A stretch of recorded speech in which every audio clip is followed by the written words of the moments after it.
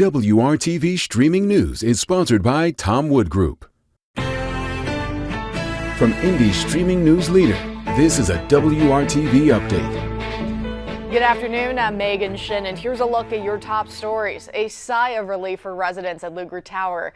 A settlement has been reached after a lawsuit was filed in April against the Indianapolis Housing Agency and On-Site Property Management Group. The lawsuit was for unsanitary and unsafe living conditions. Feces, blood, and urine covered the hallways and stairwells. Our investigation and residents who voiced their concerns prompted the Attorney General's office to step in. The terms of the settlement are confidential, but Indiana Legal Services says improvements to Luger Tower have been made, and the agency will be held accountable if their promises to maintain the building are not kept. Disappointing news for residents of an East Side apartment complex who have been without power for days. Irvington Lofts hasn't had power since Sunday. Residents received a letter from management yesterday. It says the timeline to restore the power has been pushed back. Now the earliest power could be back on is 1 week from today. Residents are being offered a hotel and they're being reimbursed for the food they had to throw away.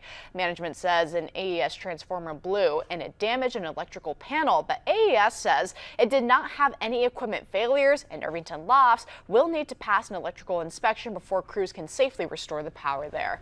On this Friday, Kyle has the forecast. Well, we are enjoying the last of the unseasonably warm temperatures. If you're heading out for some high school football this evening, temperature is going to be in the mid-70s there. Can't rule out a couple of showers as we go through the games, but as far as more widespread rain, that moves in here Saturday night, and then we'll see periods of rain through the rest of the weekend as we go through our Sunday and Sunday night. Some areas that could see over an inch of rain. It does bring in the cooler temperatures, highs in the 50s this weekend, just the 40s next week. All right, Kyle, thank you. For more stories and weather you need to know, download the WRTV mobile app. Thanks for joining us.